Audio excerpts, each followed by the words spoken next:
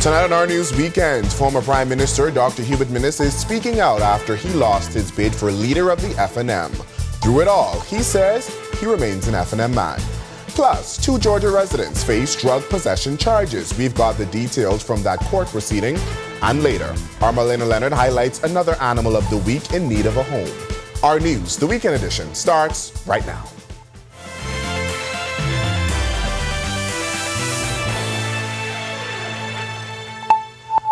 Welcome to Our News, the Weekend Edition. Thanks so much for joining us. I'm Berthany McDermott. It's been 2 months since former Prime Minister Dr. Hubert Minnis lost his bid for leader of the Free National Movement. It came after months of tension between a faction within the party that supported Dr. Minnis and those who backed party leader Michael Pintard, the feud eventually spilling into the public. Some have questioned his current relationship with the party after the loss. He was recently asked about whether there is tension within the party and his relationship with the party's current leadership team. I'm an FNM. I speak on behalf, I represent Kalani, and I speak on behalf of Kalani constituency. We have our regular meetings, we discuss things, and I speak for Kalani. And I am an FNM. When asked if the lines of communications are open, I have had no conversation with nobody. But I am an FNM. I've had conversations with the Kalani constituents. I've had conversations with the Kalani executive, and I speak on their behalf. I am an FNM. Well, we put a similar question to Free National Movement Chairman Dr. Dwayne Sands. We asked him if the party's leadership reached out to Dr. Minnis following the party's national convention. Sands responded, saying the focus has been on getting the work done. If you look either in the conventional media or on social media, I think you would have seen the leadership of the Free National Movement keeping this administration's feet to the fire. Utterances on various topics. We are about to have the second group of candidates training. And any person who is interested in being a standard bearer for the Free National Movement in any constituency is eligible to apply. Once that process wraps up, Sands says the candidate selection committee will determine who the standard bearers for each constituency will be. When asked about the likelihood of Dr. Minnis returning as the candidate for Killarney, the FNM chairman said this. He would have to express an interest. Has he expressed an interest? I don't know that that's something that I'm minded to speak about right now. I don't know that there's been any dramatic change, but the people of the delegates of the Free National Movement spoke with a very loud voice. Their decision was a resounding decision, an overwhelming decision about who they wished to continue as leader of the Free National Movement, deputy leader of the Free National Movement, chairman of the Free National Movement, secretary general, treasurer, etc.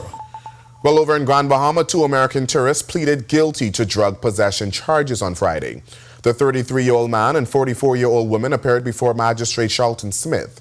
After entering a guilty plea, with the 33-year-old man was hit with a $500 fine, which he paid, and the charges against the woman were dismissed.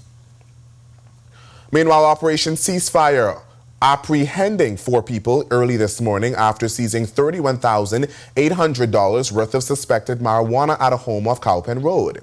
Initial reports tell us around 1:30 this morning, a team of officers executed a search warrant at a home in Sunset Meadows where they made the find. 2 men ages 42 and 28 years old, along with 2 women ages 30 and 20, were arrested by police. This latest drug bust follows a $40,000 fine Friday afternoon in Yellow Elder Gardens.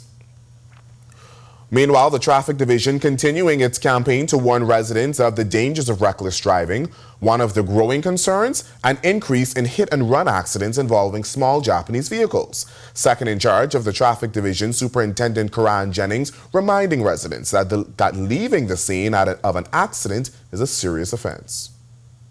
Those cars really don't have much safety measures and safety components as the American cars or the bigger cars. There are persons who we find normally doesn't have insurance. That's one of the main reasons, and another reason is sometimes people have things they feel like they need to do, and staying on the scene of an accident is not important.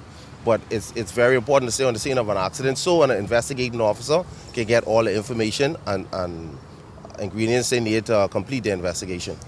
Now, residents have also complained about the time officers take to respond to traffic accidents. Jennings gave this explanation. Once we get a call through our control room, it comes to traffic station and then we dispatch an officer from our station.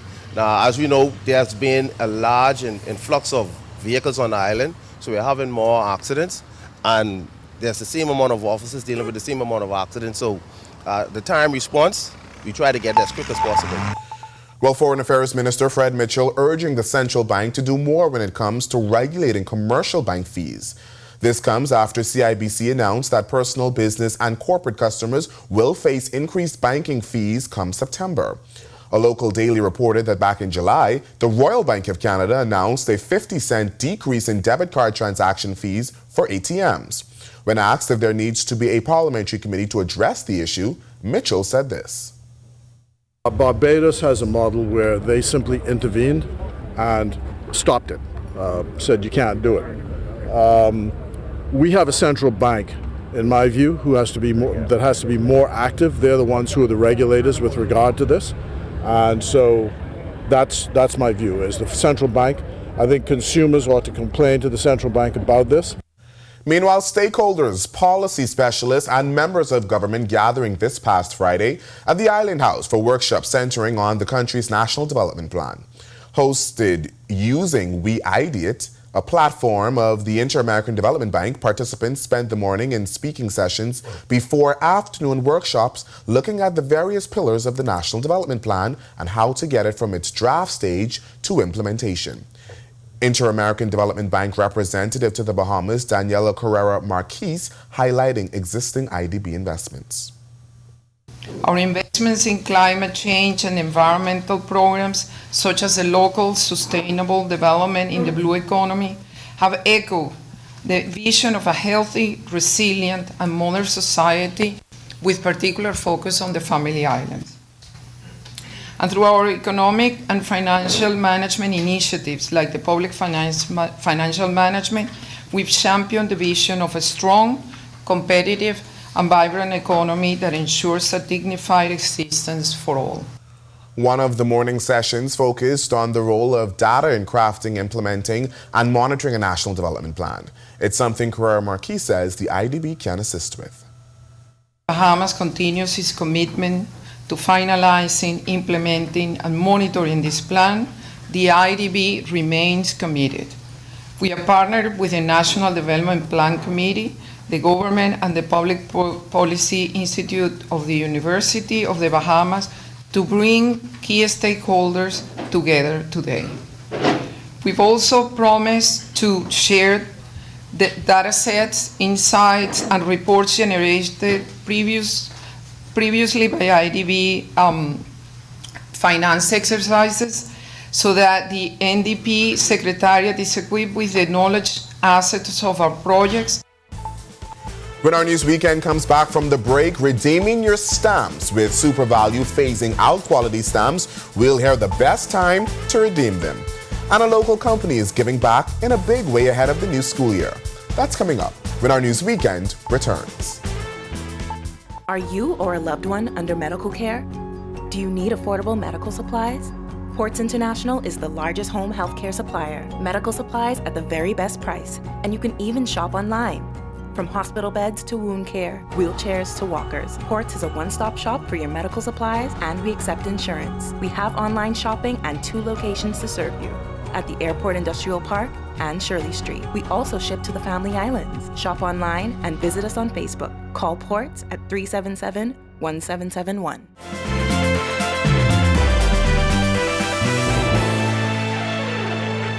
Now that SuperValu has announced its plans to discontinue the issuance of lick and stick quality stamps by the end of the year, the question is, how will those who collect stamps redeem them? Well, the Our News team hit up local grocery stores where we chatted with shoppers about the unique ways they've been putting their collected stamps to good use. Whenever I have like a certain amount, I'll just redeem them to say, have a substantial amount to be able to purchase what I need to get. Well, I redeem them whenever I need them.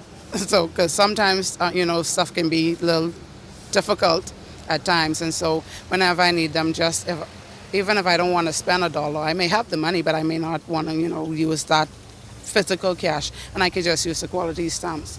For others, like these shoppers, they stockpile them. I normally collect quality stamp, and from time to time I pass it on to persons who are not able to afford to shop at Super Value with cash. We like to pile them up for the whole year, and then during Christmas, we try to, and during hurricane season, so we get things in bulk for our hurricane cupboard, and then during the Christmas we also splurge a little then as well. Vitamalt recently partnering with the Royal Bahamas Police Force to host its annual back-to-school giveaway at Windsor Park. Residents receiving school supplies and bags, Vitamalts, and an assortment of food. There were also games, face painting, and bouncing castles.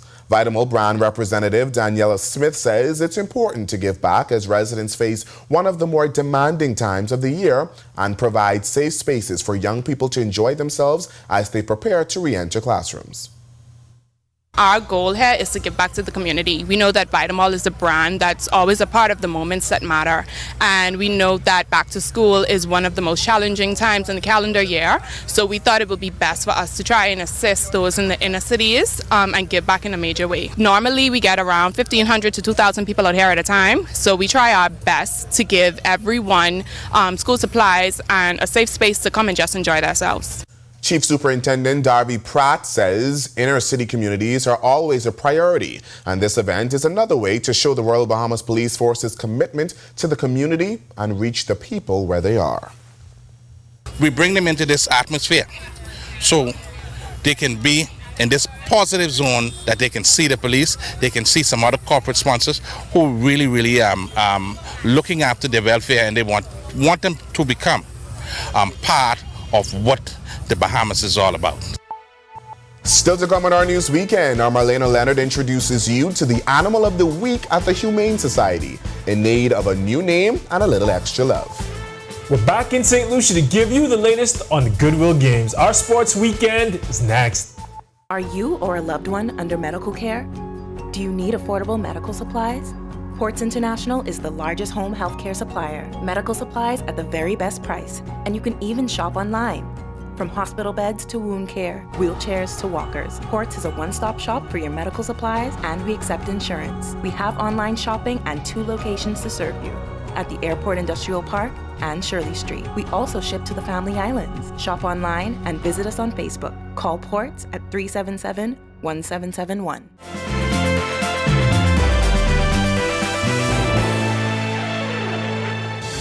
Coverage from the 28th edition of the Goodwill Games is brought to you by KFC. Finger licking good. Good evening, happy Sunday. I'm Tage Adderley, and we are back with our Sports Weekend. Bahamian swimmers are dominating the pool at the Goodwill Games down in St. Lucia. Our Sasha Lightburn is down there with the squad, and she has this report. For day 2, the order of the day for Team Bahamas was more medals and more records. At the end of day 1, Team Bahamas had accumulated 472 points ahead of Barbados and Trinidad and Tobago, who sat in 2nd and 3rd respectively at the time. I spoke to head coach Dwayne Davis Jr. about Team Bahamas' performance on day 2. Preparation is so much better over the summer, over the swim season. They were prepared, they came ready, they were well rested today. Some medal winners for the day included Dexter Russell, Tyler Cartwright, Anthony Grohl, and Nia Belton. It felt amazing to represent my country, represent myself, represent God. It feels great. Well, it feels good since it's my Goodwill, so I expect to get more medals.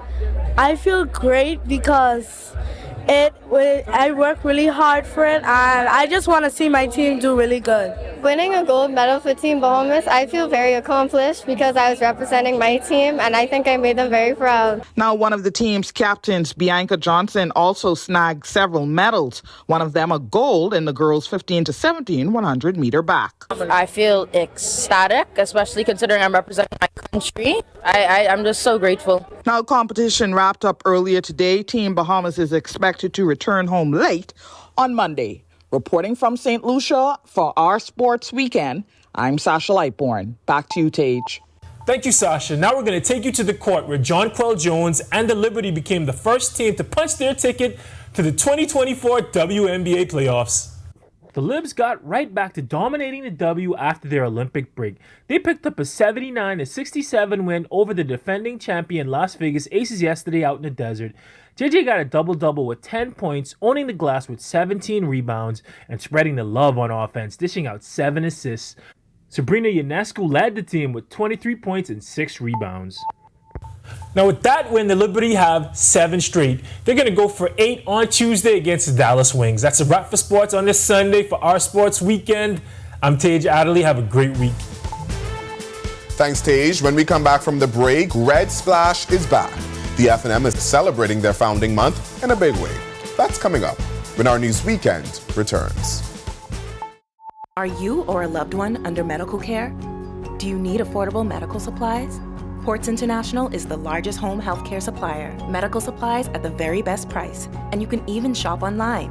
From hospital beds to wound care, wheelchairs to walkers, Ports is a one-stop shop for your medical supplies, and we accept insurance. We have online shopping and 2 locations to serve you. At the Airport Industrial Park and Shirley Street. We also ship to the Family Islands. Shop online and visit us on Facebook. Call Ports at 377-1771.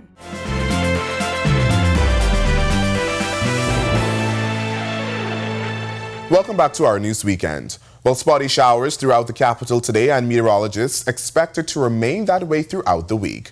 Our meteorologist Ian McKenzie joins me now with what you need to know. Ian. Thanks, Berthany, and good evening, Bahamas. Welcome to your Sunday evening forecast. We're currently outside our studios. We're under partly cloudy skies with a temperature of 85. Winds are from the east-northeast at 10 miles per hour.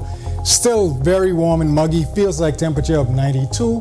Temperatures across the country, 84 in Freeport, as well as Marsh Harbor and in Great Harbor Key, 85 in Alistown and in the capital, 86 in Governor's Harbor, 87 in Nicholstown, Andros. The Central Bahamas, 86s in Kemps Bay and Georgetown, as well as Deadman's Key, Long Island. A pair of 84s in Arthurstown and Coburn Towns in Salvador. Southeast Bahamas, 85 in Duncan Town, as well as Abrahams Bay, 86s in Delectable Bay, Acklands and Matthew Town, 87 in Colonel Hill and Providenciales, Turks and Caicos.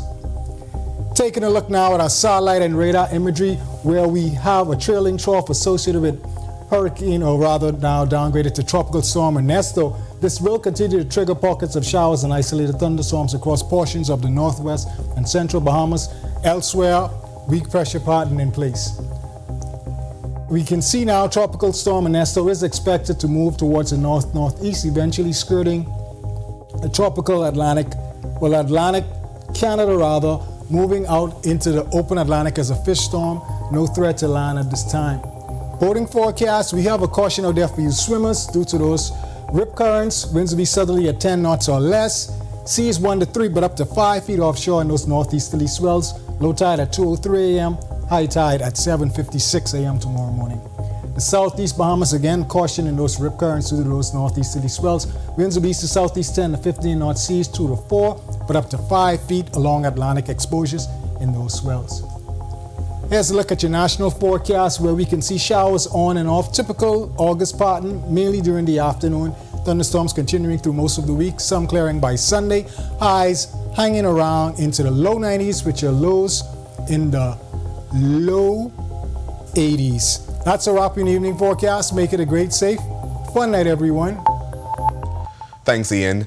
Well, the much-anticipated Free National Movement's Red Splash event was back this weekend after a more than 10-year hiatus as the party celebrated its 1992 victory at the polls. Our Danielle Miller was there and has the highlights.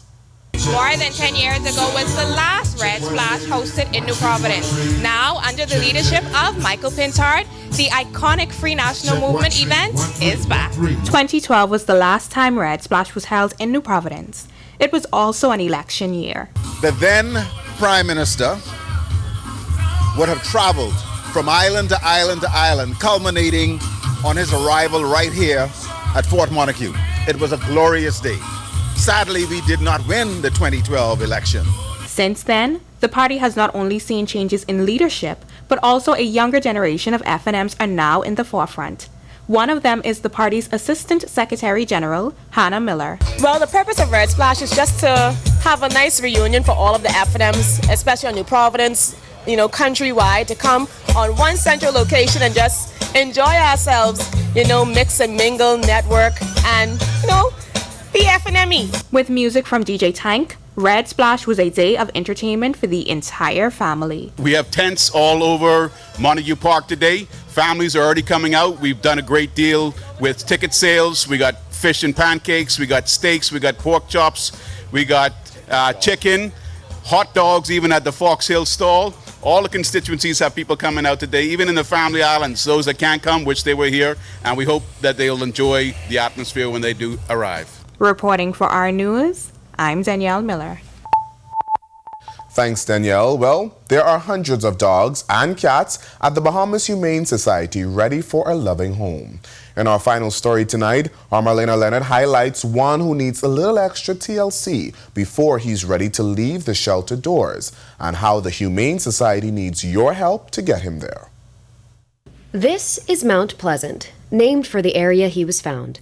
He's a relatively new resident of the Bahamas Humane Society, but just a few weeks ago, this is what his life looked like. Inspector and supervisor at the Bahamas Humane Society, Valentino Armley, was his rescuer. I rattled by Mount Pleasant. We didn't see the dog at first, and then went back the next day. We saw him, and when we saw him, I told her, I said, hey, keep him on a leash or keep him cornered till I come. When I went, I saw him. He was snapping and everything, because he was scared. Yeah, so I had to use the pole, which I don't like to use, and put him in the bus. When he arrived at the shelter, he was emaciated, tick and flea-ridden, and covered in painful sores. And mentally, he was shut down after his traumatic neglect. He's still a little skittish, still shy, but he's coming along. He quite know me because I feed him every day. I normally clean his cage every day and play with him every once in a while, normally when I could get a time. So that's why we see quite skittish and quite still not sure, but he's still coming around. And now that he's noted now, and you also know he had a cut on his head, all the sores are now drying up. Now, he says, their focus is helping get Mount Pleasant comfortable and socialized. It's something he says they'd love the public's help in.